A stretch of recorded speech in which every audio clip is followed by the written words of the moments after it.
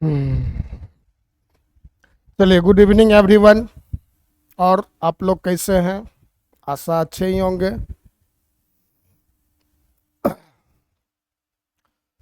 तो चलिए, बस आज last topic, set theory, Venn diagram एक पढ़ेंगे। Raja, good evening sir. Good evening Raja. और बताओ कैसे हो? चलिए, सब लोग जल्दी से आ जाइए ताकि हम लोग आगे कंटिन्यू कर सकें। और राजा, कोई डाउट तो नहीं रहा अब आप लोगों को? जो भी था टॉपिक सब लोग कवर कर चुके हैं हम लोग। चलिए, तो फिर ओके। आज ना हम लोग बस एक लास्ट टॉपिक है अपना, उसको देखेंगे।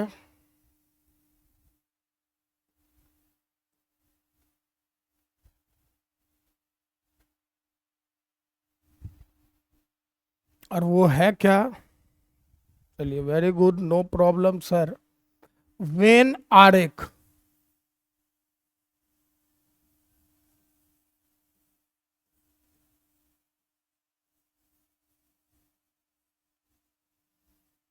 या इसको हम लोग, इसमें ना कोई भी कॉन्सेप्ट वगैरह नहीं है, तो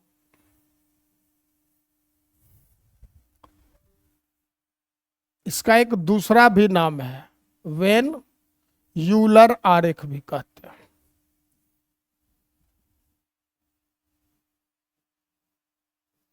सब लोग साथ ही साथ लिखते चलोगे। इंग्लिश में आप इसी को बोल सकते हैं वेन डायग्राम,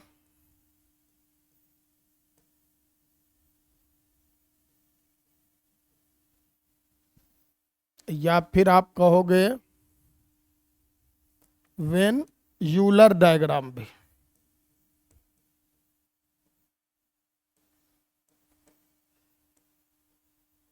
और ये ना दो मैथमेटिशियन थे, उन्हीं के नाम पर आया है इसका नाम, और इसमें कोई विशेष बात नहीं है।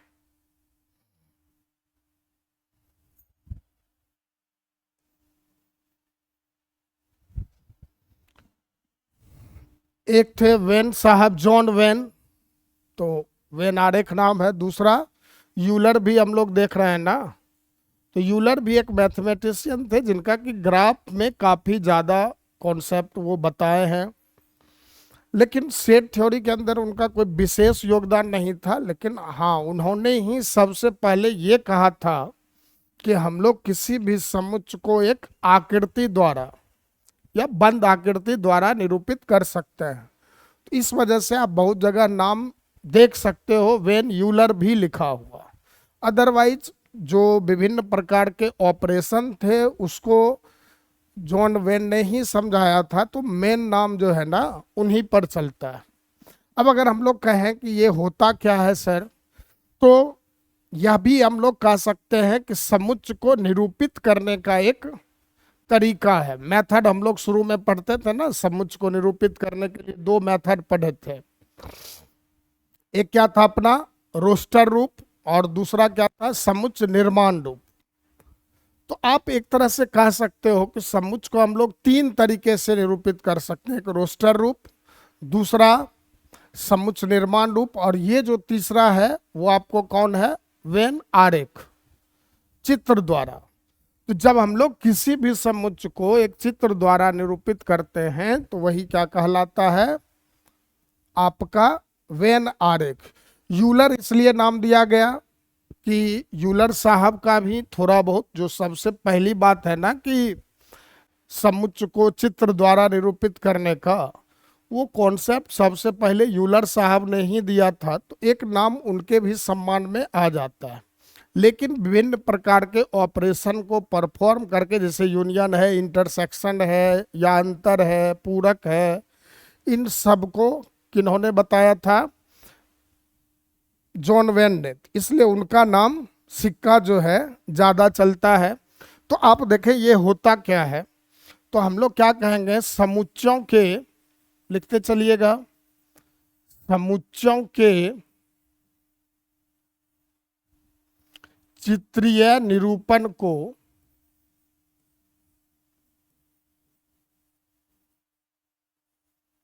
चित्रीय मतलब फिगर द्वारा, निरूपण को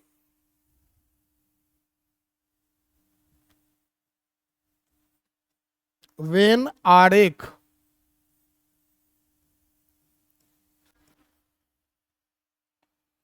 कहा जाता है।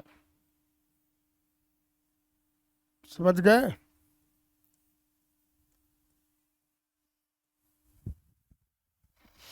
समुच्चयों के चित्रीय निरूपण को हम लोग क्या कहते हैं? वेन आरेख कहते हैं। बस अब देखो कि इसमें जो हम लोग चित्र द्वारा निरूपित करेंगे तो वो क्या तरीका होगा।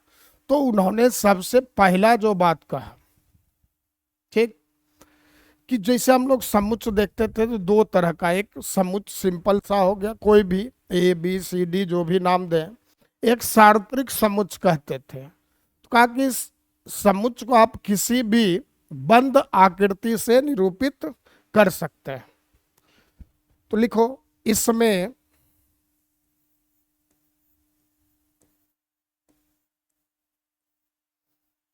किसी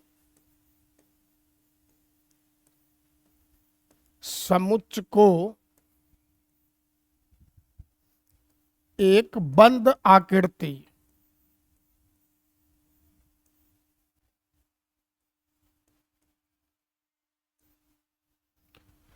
बंद आकृति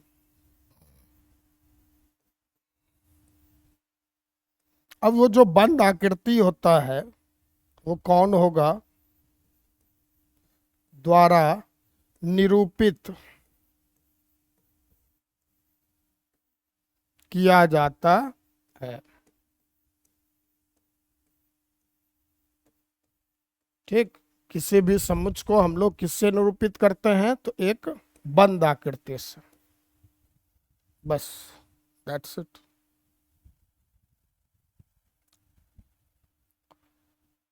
लिख लिए?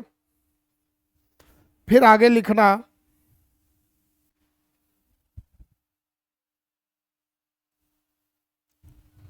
किसी समुच्च को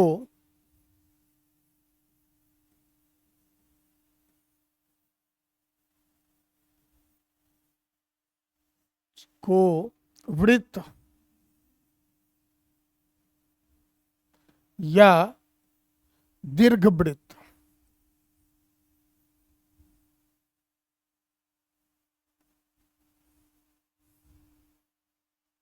से, जबकि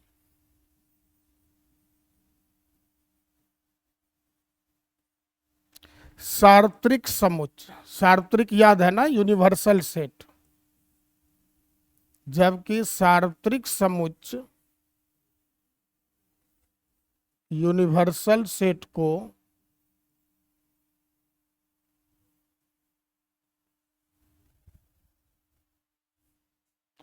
आयत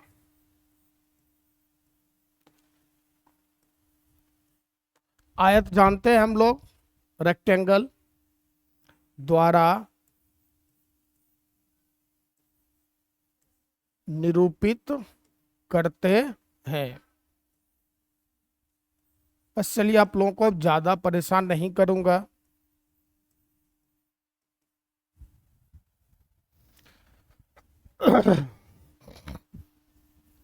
बस ये है।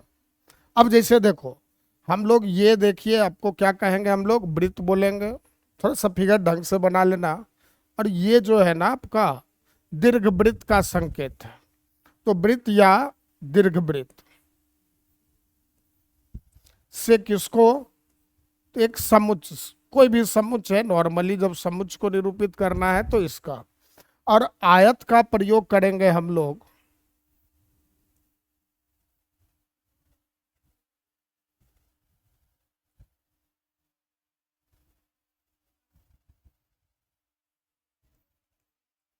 ये किसके लिए? तो सार्वत्रिक समुच्च के लिए।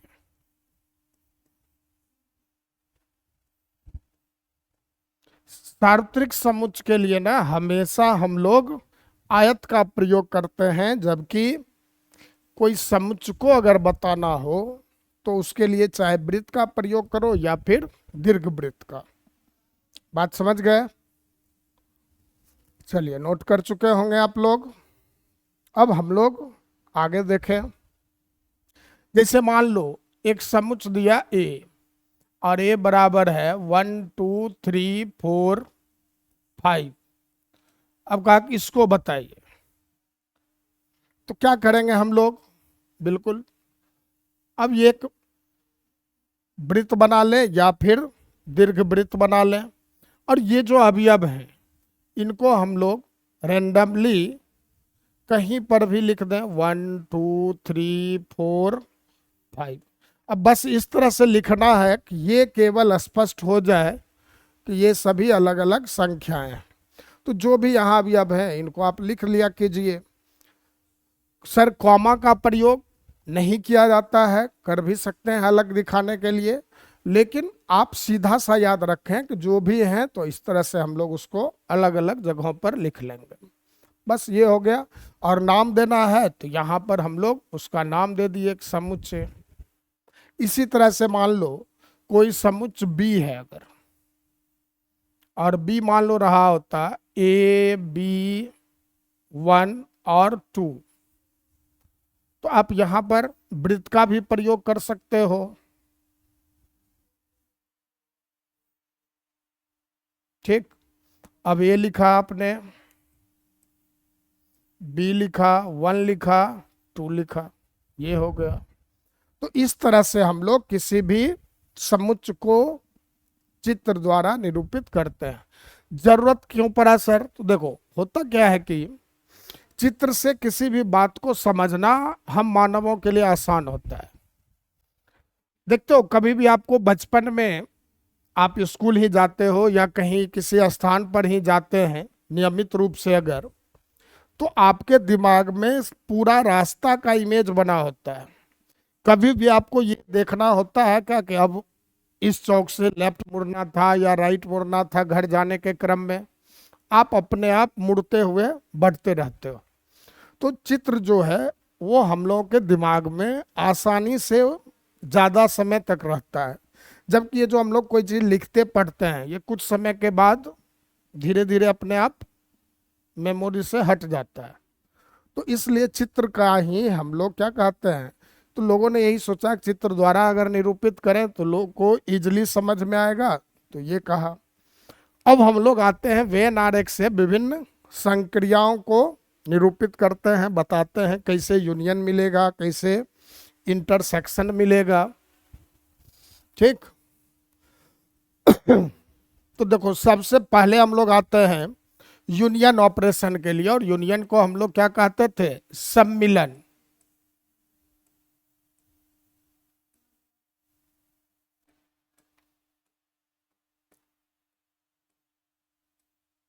समझ गए? तो देखिए यूनियन ऑपरेशन जब करना है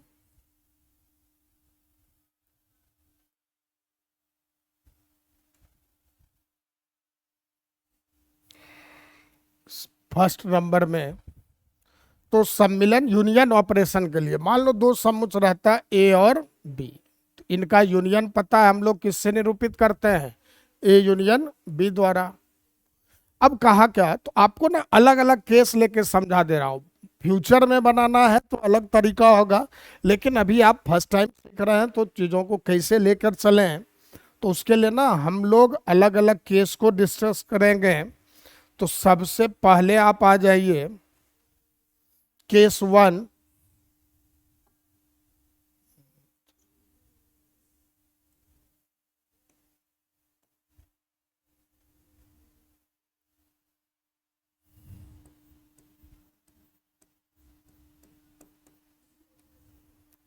ठीक, जब क्या कहा,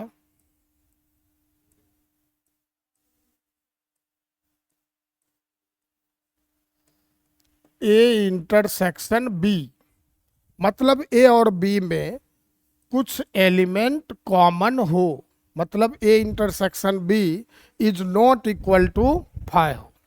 तो आपको देखिए किस प्रकार से काम करना पड़ेगा। पहले आप क्या करोगे, एक सार्वत्रिक समुच्चय ले लोगे, ठीक। और सार्वत्रिक समुच्चय के बाद उसके अंदर आप दो समुच्चय लोगे, एक ए और एक बी। और आकृति जो बनाना है ना कुछ इस प्रकार का, ये मान लो ए लिया हम लोगों ने और ये बी। अब ये जो पार्ट है आपका, इसको हम लोगों ने ए कहा और ये बी कहा। अब यूनियन कौन सा होगा, तो यूनियन के लिए हम लोग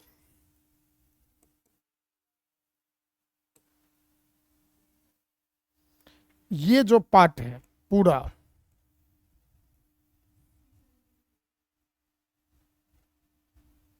ये जो छायांकित भाग देख रहे हैं, यही आपका कौन है, ए यूनियन बी है। ये जो रेड कलर से हम लोगों ने छायांकित किया है ना, ये आपको किसको बताया जाएगा, किस, ये रेड कलर किसको निरूपित कर रहा है, ए यूनियन बी को। मतलब ए के भी पूरे के पूरे अवयव आ रहे हैं और बी के भी आ रहे हैं। और ये जो पार्ट है ये किसको निरूपित कर रहा है, उभयनिष्ठ अवयवों को। तो ये आपका हो गया किसके लिए, जब A intersection B not equal to 5, means A तथा बी असंयुक्त ना हो। असंयुक्त समझते थे ना कुछ अवश्य कॉमन हो उसमें।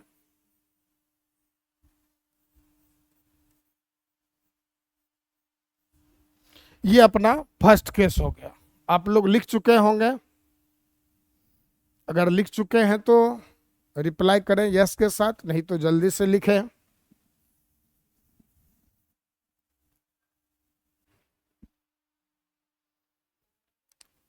इसको साथ ही करते चलिए, थोड़ा ज़्यादा जल्दी से हो जाएगा।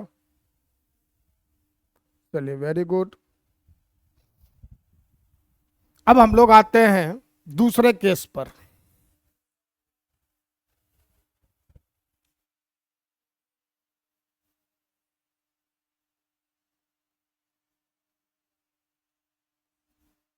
अब क्या कहा कि अगर ए इंटरसेक्शन बी 5 हो। अब कहोगे सर बता रहे हैं यूनियन और लिख रहे हैं इंटरसेक्शन, तो आप लोग इन सब बातों को पहले से जान रहे हो, इसलिए मैं उन सब कंडीशंस को केवल ये जो केस ले रहे हैं यही केस आपको बता रहा है। अब यहाँ क्या हुआ कि ए और बी में कुछ भी कॉमन ना हो, तब ए यूनियन बी का वेन आरेख कैसा बनेगा। तो काम वही, सबसे पहले हम लोग क्या करें, एक सार्वत्रिक समुच्चय बना लेंगे।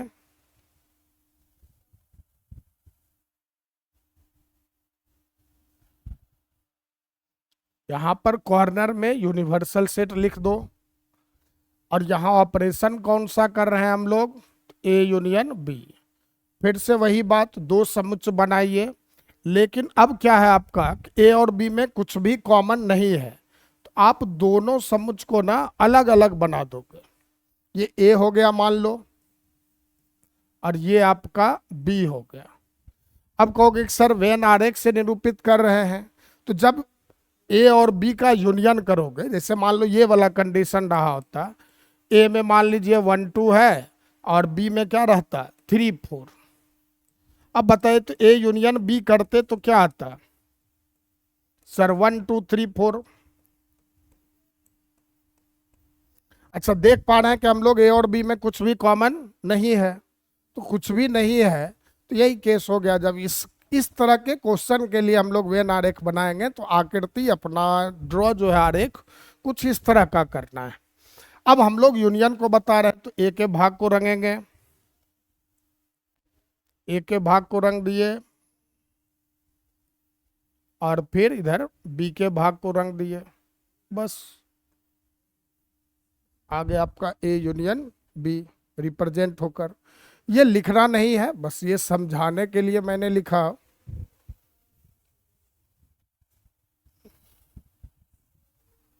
ये आ गया आपका सेकेंड केस, कि जब ए इंटरसेक्शन बी आपका क्या रहे, 5 रहे, कुछ भी कॉमन ना हो गया। चलो थर्ड केस आते हैं।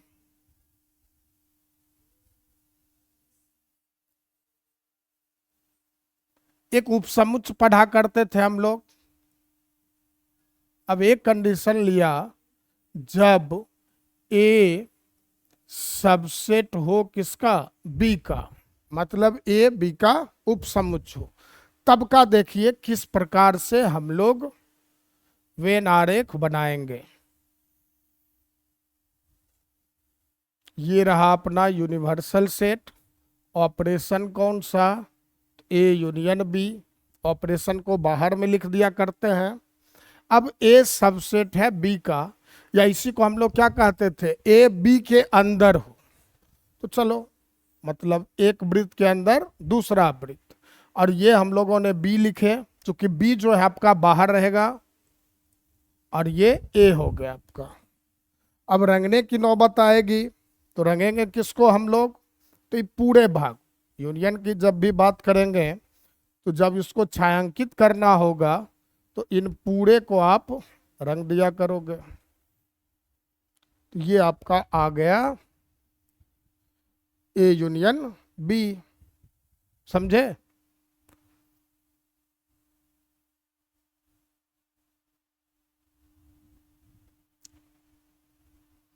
और एक केस आप लोग खुद से बनाकर बताओ तो, चौथा के लिए। जब बी सबसेट हो किसका, ए का, बताओ तो जरा कैसा आकृति बनेगा यूनियन ऑपरेशन के लिए।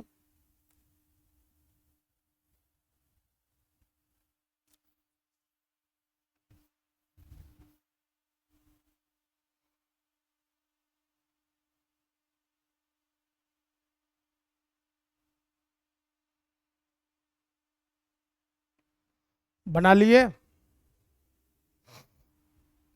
फोर्थ केस बनाइए, जब बी सबसेट हो ए का, तो ए यूनियन बी किस प्रकार से निरूपित होगा। यस सर, चलिए अब देख लीजिएगा।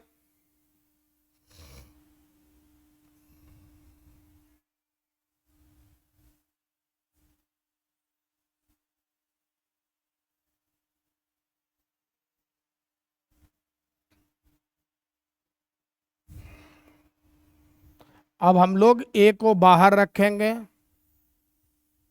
बी को अंदर, और छायांकित कुछ इस प्रकार से करेंगे। ठीक, ए बाहर बी अंदर, बिल्कुल सही। ए बाहर बी अंदर।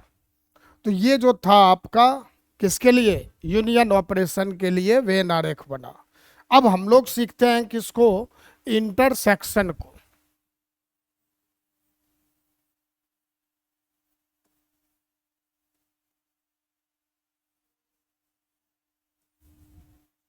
सर्वनिष्ठ, या इसका एक और भी नाम था सार्वनिष्ठ भी कहते थे हम लोग।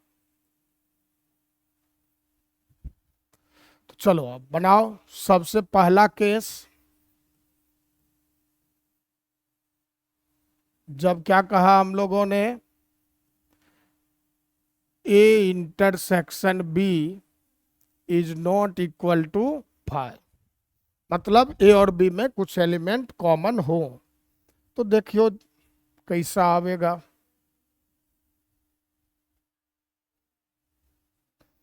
ये रहा आपका यूनिवर्सल सेट।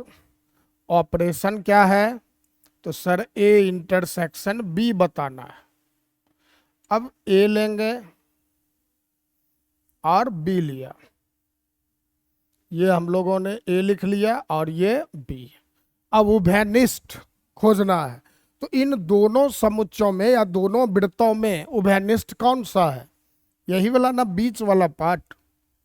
तो जब इंटरसेक्शन बताएंगे तो हम लोग केवल इसको छायांकित करेंगे। समझ गए, ये अपना आंसर होगा। ये आ गया फर्स्ट केस के लिए, समझे।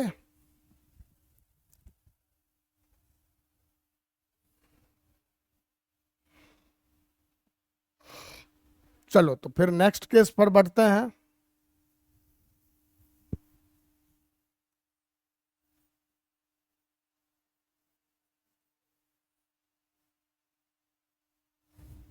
अब ये क्या कहा, जब A intersection B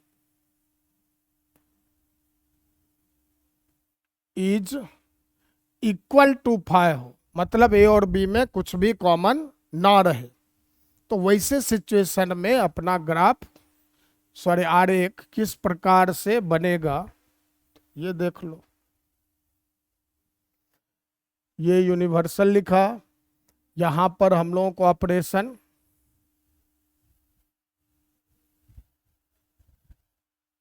A intersection B को बताना है। अब याद है जब अलग अलग होगा, कुछ भी कॉमन नहीं, तो हम लोग कैसा आकृति बनाएंगे, दोनों वृत्त को आपस में उभयनिष्ठ नहीं रखना है। ये आपका ए रहा और ये बी रहा। अब कहोगे सर छायांकित किसको करें, तो यहाँ छायांकित नहीं करना है, क्योंकि आप देख पा रहे हैं कि ए इंटरसेक्शन बी क्या है आपका फा है, मतलब कुछ भी कॉमन नहीं है। तो कोई भी भाग अगर छायांकित नहीं है तो उसका यही मतलब हो गया कि यह आपका क्या है, इनका इंटरसेक्शन करने पर हम लोगों को खाली मिल रहा है, रिक्त मिल रहा है, बस हो गया। तो यहाँ छायांकित नहीं करेंगे, कहानी खत्म। बस दोनों वृत्त लगाएंगे, लिख देंगे और छायांकित नहीं करना है। चलो तो केस थर्ड की ओर बढ़ा जाए। थर्ड लेंगे सबसेट वाला। जब ए इज सबसेट ऑफ बी हो, ठीक, ए बी का उपसमुच्चय हो, तो ऐसे स्थिति में आपका जो फिगर होगा कुछ इस प्रकार से बनेगा। अब यहां हम लोग ऑपरेशन कौन सा, इंटरसेक्शन बता रहे हैं। अब यहां देखिए, तो ए सबसेट बी का है, तो मतलब क्या हो गया, बी रहेगा बाहर और ए रहेगा अंदर। अब रंगेंगे किसको, बोल सकते हैं आप लोग, यहां पर किस भाग को छायांकित किया जाएगा, बताइए तो जरा। सर ए के भाग को, क्योंकि याद होगा ना आप लोगों को, एक कंडीशन लिखवाए थे, ए सबसेट बी हो तो ए यूनियन बी किसके बराबर, बी के बराबर, और ए इंटरसेक्शन बी किसके बराबर, ए के बराबर। हाँ बिल्कुल, नहीं राजकुमार बी नहीं होगा, बी यूनियन कहते ना तब बी होता, इंटरसेक्शन कर रहे हैं तो जो दोनों में छोटा होगा, क्योंकि ए सबसेट बी का है तो ए का ही ना सारा एलिमेंट आपको उभयनिष्ठ मिल सकता है, समझे। तो ये हो गया। अब इसी तरह से आप लोग केस 4 बना सकते हो। केस 4 क्या था, तो बी सबसेट हो किसका, ए का। ये बनाइए इसके लिए।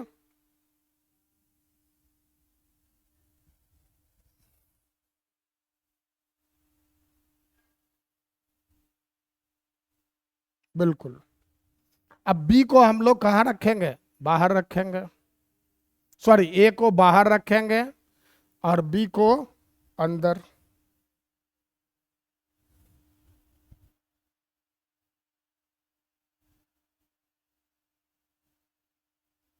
और रंगाएगा बी का भाग। Very good. चलिए तो ये था आपका कौन सा, इंटरसेक्शन ऑपरेशन। ये दोनों समझ में आ चुका होगा। अब हम लोग बात करते हैं आगे अंतर की, ठीक। चलिए नेक्स्ट अंतर को अब दिखाते हैं, वेन आरेख से कैसे बताना होगा।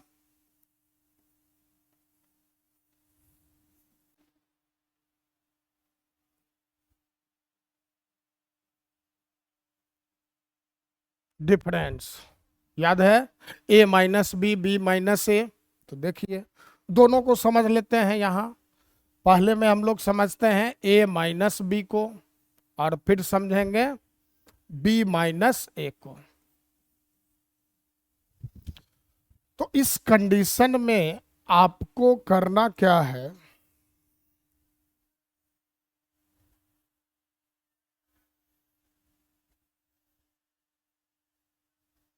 यूनिवर्सल सेट लिखा आपने, ये रहा आपका A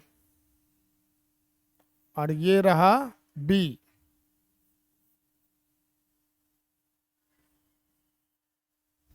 अब हम लोग क्या कहते थे sorry, A minus B. A minus B का क्या मतलब निकलता था, जो A में हो B में ना हो, या केवल A में हो, तो केवल A के भाग को आप छायांकित करेंगे। ये रहा पाठ आपका।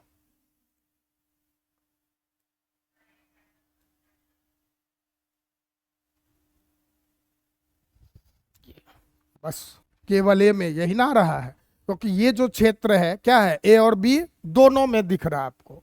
तो केवल A माइनस बी का मतलब हो गया केवल A, और केवल A का मतलब जो केवल A के पार्ट को निरूपित कर रहा होगा। और इसी तरह से अगर B माइनस A बनाना होता हम लोगों को,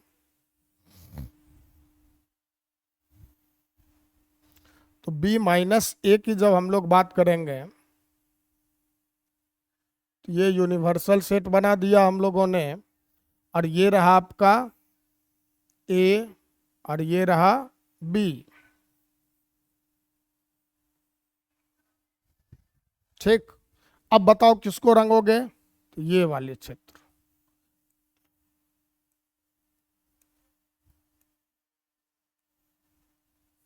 ये आपका रंगा गया।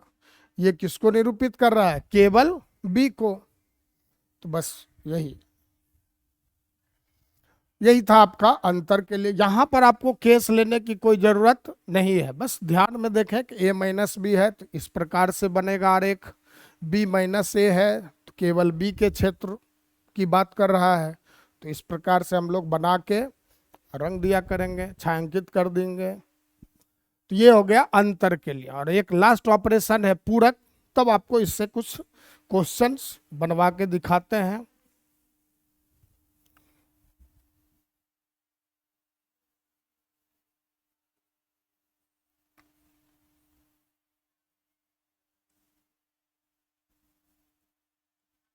पूरक को ही हम लोग क्या कहते थे, कॉम्प्लीमेंट।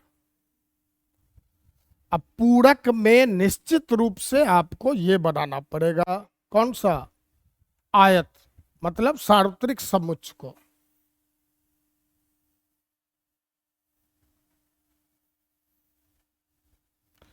जैसे ये बन गया आपका यूनिवर्सल सेट। अब ए डैश निकालना था हम लोग को, किसको निकालना था, ए डैश को। तो यहां देखिए आप पहले तो ए बना लें, ये बना लिया हम लोगों ने सर ए।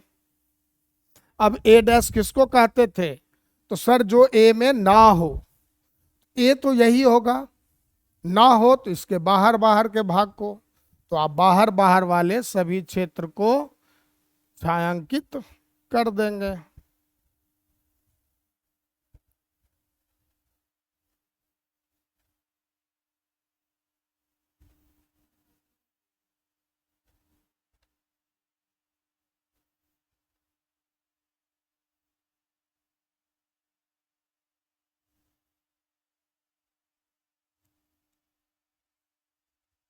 समझ गए, बस ये आ गया आपका, ये हो गया ए डैश। इसी तरह से बी डैश बनाना है तो बी को बनाएंगे, उसको कर लेंगे। ठीक, कहानी खत्म। अब सर अगर मान लीजिए, चलो अब मान लो आपको ए यूनियन बी का, देखो प्रश्न कुछ इसी प्रकार से मिलेगा कि ए यूनियन बी का होल डैश को आप क्या करें, वेन आरेख द्वारा निरूपित करें। तो अब ए यूनियन बी का होल डैश बना सकते हैं आप लोग, जल्दी से बनाइए, तो फिर बताऊंगा तो देख लेना सही बना कि गलत बना।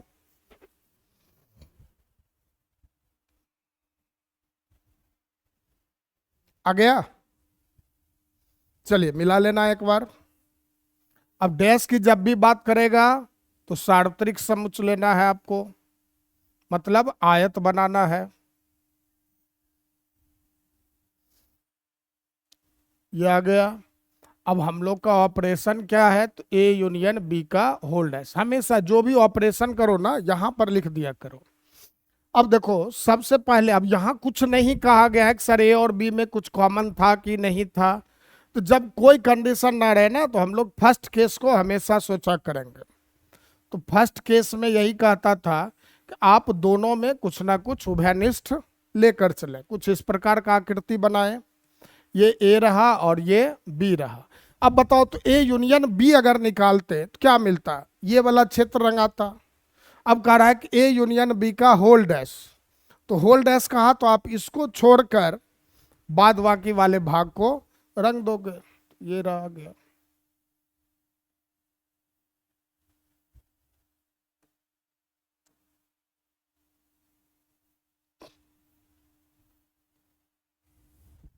क्या ऐसा बना था आपका फिगर? अगर ऐसा बना है तो ठीक है, नहीं बना है तो सुधार कर ले। ए यूनियन बी का डैश था, आप ए यूनियन बी अगर सोचते तो ये वाला होता। अब ए यूनियन बी में ना हो, होल डैश का मतलब ए यूनियन बी में ना हो, तो ए यूनियन बी, ए और बी के वाले क्षेत्र को छोड़कर जो बचा उसको हम लोग रंग देंगे। ठीक, चलिए अब एक और बनाकर दिखाइए तो, ए इंटरसेक्शन बी का होल डैश।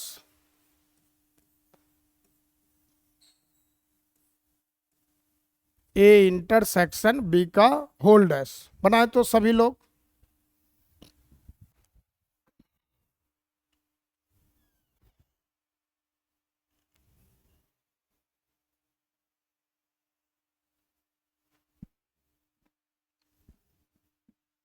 बन गया, चलिए देख लो।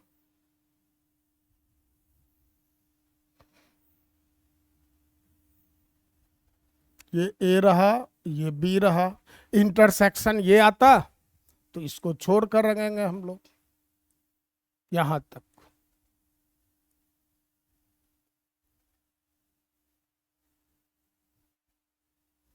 इधर भी ये आ गया।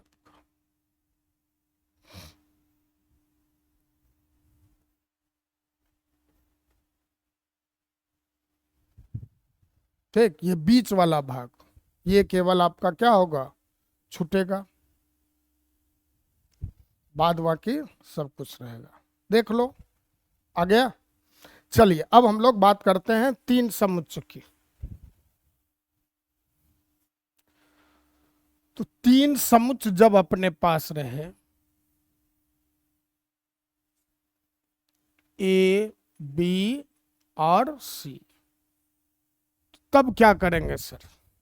ठीक, तो तीन समुच्चय के लिए ना आप हमेशा एक बात याद रखो कि आपको जो आकृति बनाना है कुछ ऐसा,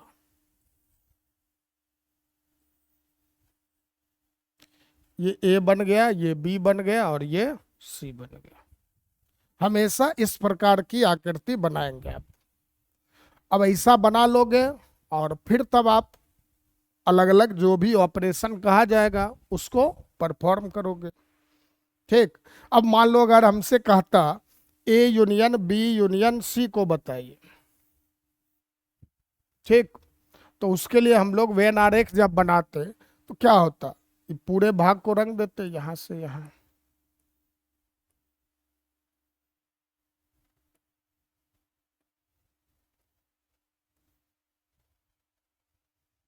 ठीक, ये आता तीन समुच्चय के लिए। और देखिए तो कि अब यहां से आपको थोड़ा सा चीजों को समझना है। अब आपको समझाते हैं दो क्वेश्चन। बस ध्यान क्या रखना है कि जब भी तीन समुच्चय की बात करेगा ना तो आपका आकृति हमेशा इस प्रकार का होना चाहिए, एक दूसरे में सभी को ओवरलैप करते हुए। और दिमाग में सेट कर लो, इसको ए कहेंगे, इसको बी और इसको सी। बस ये पैटर्न दिमाग में बनाकर चलना है। तीन समुच्चय की जब भी बात करें तो कुछ ऐसा फिगर आप बनाएंगे। क्लियर? चलिए नेक्स्ट आते हैं हम लोग। तो जैसे देखो आपसे कहा जाता A union B intersection C, कि इसको जो है आप वेन आरेख द्वारा निरूपित करें। किसे? तो A union B intersection C को। अब रहा सवाल, जब तीन समुच्चय है सर तो किस प्रकार से हम लोग बनाएंगे? ठीक, किस प्रकार से बनाएंगे? तो उसके लिए आपको करना क्या है, आपको यहाँ दो टुकड़ों में काम आपका बच रहा है। एक काम आपका क्या है, ए निर्धारित करना, और एक काम क्या है, बी इंटरसेक्शन सी निर्धारित करना। अब फिर दोनों को यूनियन का है तो दोनों को मर्ज करना है। समझ गए? अब देखो आपको समझा रहे हैं, आपको क्या करना है, भले यहाँ ए को हमको निरूपित करना हो, लेकिन हम लोग समुच्चय बनाएंगे तीन, मतलब तीन वृत्त बनाएंगे।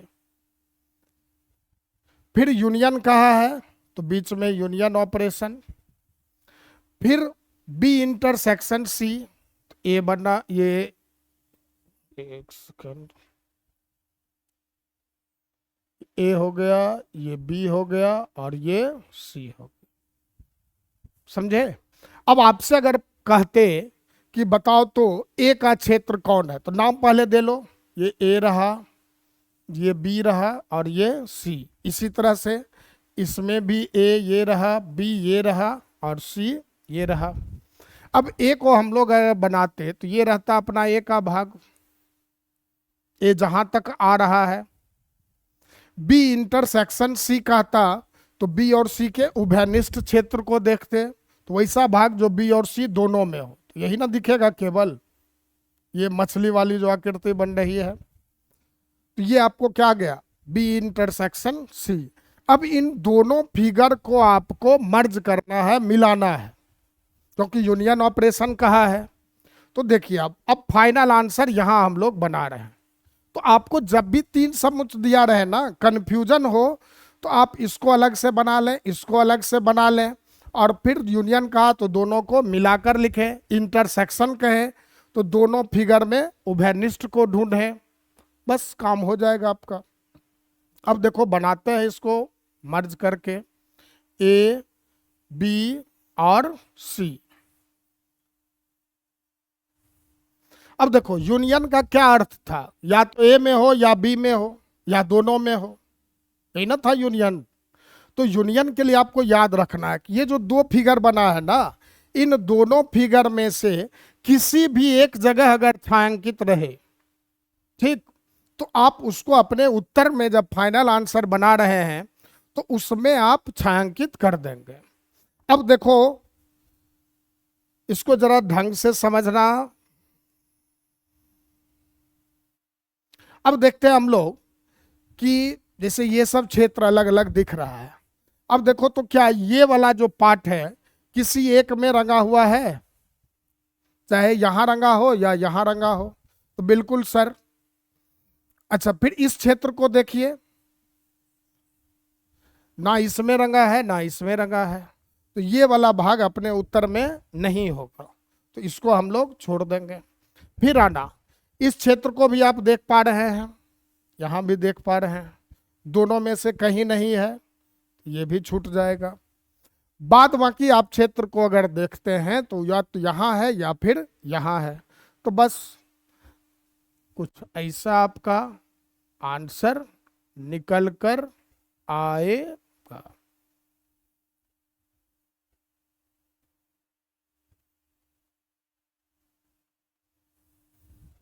ये बनेगा फाइनल आंसर, ये आपका आंसर होगा।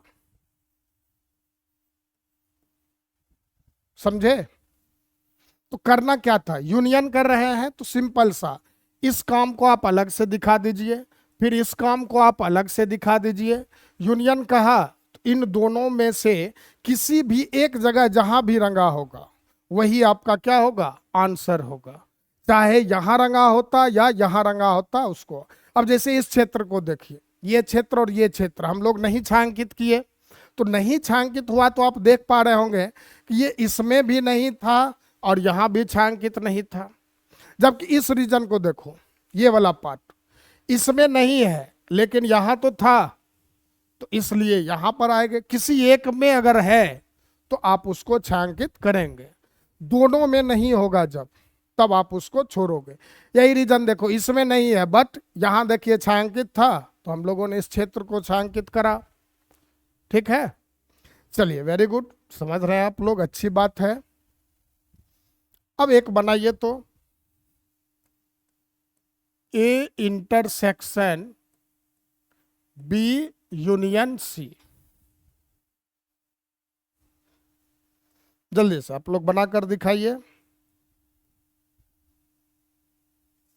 ए इंटरसेक्शन बी यूनियन सी को, अलग अलग काम कर लेना, पहले ए को बना लो, फिर बी यूनियन सी को बना लो, और इंटरसेक्शन कहाँ है तो फिर दोनों में उभयनिष्ठ को ढूंढ लीजिए, आंसर आ जाएगा।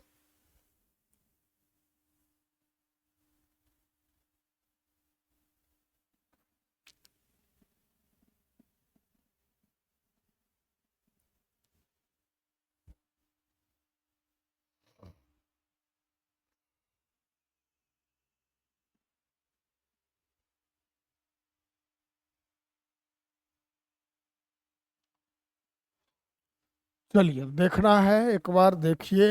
सबसे पहले हम लोग इसकी काम करें।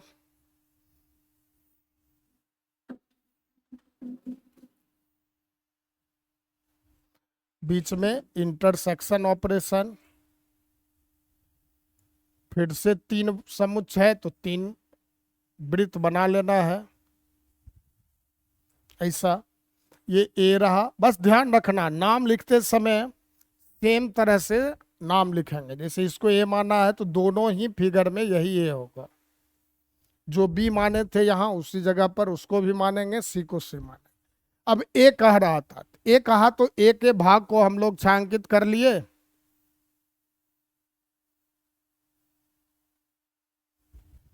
फिर B union C, B union C का मतलब बी और सी जहां जहां भी आ रहा है, तो ये रहा बी का भाग पूरा।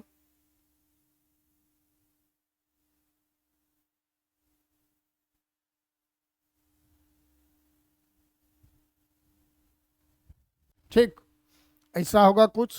अब इन दोनों में हम लोगों को ढूंढना है क्या, इंटरसेक्शन। ऑपरेशन कौन है अपना, इंटरसेक्शन का। तो इंटरसेक्शन करना है, तो अब देखिए फाइनल आंसर आपका किस प्रकार से निकलेगा। तो फिर से वही काम, तीन समुच्चय बनाए, ए बी और सी। ये हम लोगों ने ए लिखा, ये बी, जो नाम यहाँ जिस रूप से था जिस हिसाब से उसी फॉर्म में यहाँ भी लिखना है। अब देखो आप,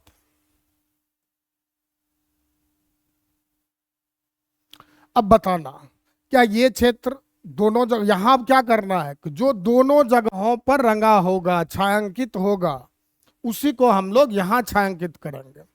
तो अब देखिए इस क्षेत्र को, ए वाले को, इसको, ठीक। अब इसको देखकर बताओ तो क्या ये दोनों फिगर में छायांकित है, देखना तो जरा। तो नहीं सर, तो ये हम लोग छोड़ेंगे। फिर आ जाइए इस क्षेत्र को देखिए, इसको, क्या दोनों जगह है छायांकित, लो सेंटर में आ जा रहा है। इस भाग को आपको देखना है, क्या दोनों में छायांकित है, तो नहीं सर, तो ये भी छोड़ दिए। फिर आप देखिए इस क्षेत्र को, क्या दोनों में छायांकित है, नहीं सर, इसमें तो है बट यहां छायांकित नहीं है, समझ गए ना। फिर देखिए इस क्षेत्र को देखें तो इसको, इस क्षेत्र को, सर इस जगह छायांकित है बट यहां नहीं है, ये भी छूट गया अपना। अब देखो तो हम लोग जिन जगह पर क्रॉस मार्क कर चुके हैं, मतलब वो अपने आंसर में आने वाला नहीं है, तो अब बच गया कौन सा, यही बीच वाला ना केवल, तो ये अपना आंसर बन चुका है। ठीक, ये बन गया आपका आंसर। तो ये आपको निरूपित कर रहा है किसको, A intersection B union C को। बात समझे, प्रॉब्लम भी। चलिए अब एक लास्ट कीजिए आप लोग खुद से।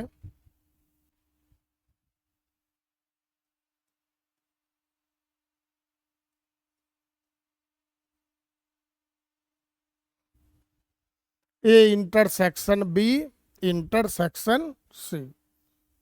लो इधर निकाल दे रहे हैं, थोड़ा सा देखने की इच्छा हो तो देख लीजिए।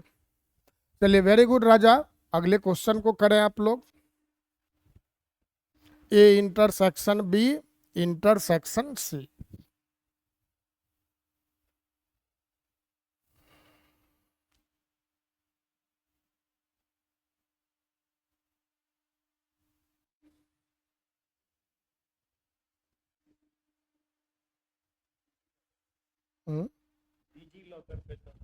हाँ।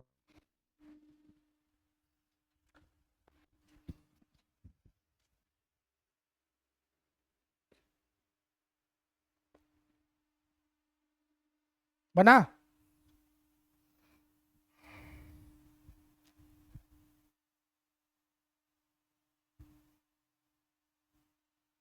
सर ए को बताना है,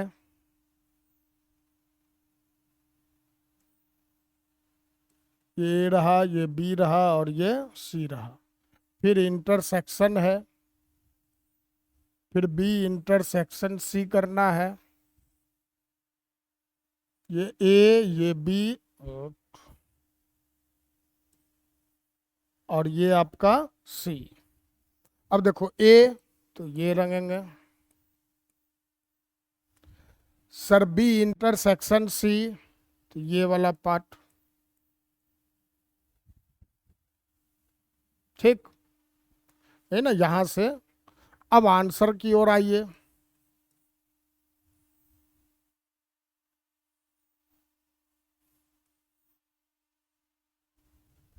ठीक है, चलिए नाम लिख लेते हैं पहले।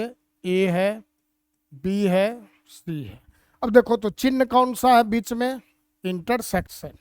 अब इंटरसेक्शन जब है तो क्या कहा था मैंने कि जो दोनों जगहों पर रंगा होगा केवल उसको छायांकित करेंगे।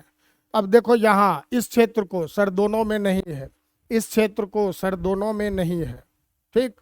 फिर इसको भी दोनों में नहीं है। और बताइए ये वाला दोनों में नहीं है, ये वाला भी नहीं है। अब कौन बच गया, यहाँ देखो ये खाली दिख रहा है, ये भी नहीं होगा। अब बताइए तो बस एक बेचारा यही ना बीच वाला दिखा, तो बीच वाला ऐसा है जो दोनों जगहों पर रंगा हुआ है, बस ये आपका आंसर होता। समझे। तो क्रॉस जो हम लोग देख रहे हैं दोनों जगहों पर नहीं था तो इसलिए उसको हम लोगों ने छोड़ दिया, बस ये बन गया आपका। तो समझ में आ गया कि अगर तीन समुच्च पर आपको कुछ ऐसा ही क्वेश्चन दे, इस तरह से लिख देगा आपको और कहेगा इसको वेन आरेख द्वारा प्रदर्शित करें, तो बना दिया करेंगे ना आप लोग ऐसे क्वेश्चंस को आराम से, कोई प्रॉब्लम नहीं है। बस फोटो बनाना, कहानी। बस ध्यान रखो यूनियन है तो किसी भी एक जगह छायांकित हो ना, टुकड़ों में काम बांट लीजिए अपना, ठीक। पहले जैसे ना सर सीधा एक ही बार ये पर अगर आ जाते कि सर एक ही बार ये आंसर बनाते हैं, तो इस आंसर को बनाने के लिए काफी परेशानी होता है। तो हम लोगों ने क्या तरीका अपनाया, दो काम दे रखा है, दोनों को अलग अलग करो, और इंटरसेक्शन कहे तो दोनों में उभयनिष्ठ ढूंढ लो, वैसे भाग को रंगो जो दोनों जगह रंगा हुआ है। यूनियन का है तो दोनों में से किसी भी एक जगह रंगा हो तो आप उसको रंग दीजिए, बस कहानी खत्म। चलिए वेरी गुड, सब लोग सीख चुके हैं। तो अब हम लोग आज अलग होते हैं, फिर नेक्स्ट क्लास में मिलेंगे। तो अब इस टॉपिक को खत्म करके और नए चैप्टर से हम लोग मिलेंगे, और नया चैप्टर जो हम लोग पढ़ेंगे वो रैखिक असमीका, ठीक है। अब कहोगे सर हम लोग के बुक में तो संबंध एवं फलन था, आप रैखिक असमीका क्यों पढ़ा रहे हैं सीधा, तो इसलिए रैखिक असमीका पढ़ा रहे हैं, ठीक। क्योंकि संबंध एवं फलन में आपको निकालने कहा जाएगा रेंज, प्रांत, परिसर, और जिसको भी रैखिक असमीका अगर ढंग से नहीं आ रहा है तो उसके लिए रेंज मुश्किल होता है, ठीक। तो चलिए पहले इसको पढ़कर तब फिर हम लोग संबंध एवं फलन पढ़ेंगे। तब तक के लिए बाय, अच्छे से रहें, स्वस्थ रहें, खूब पढ़ें।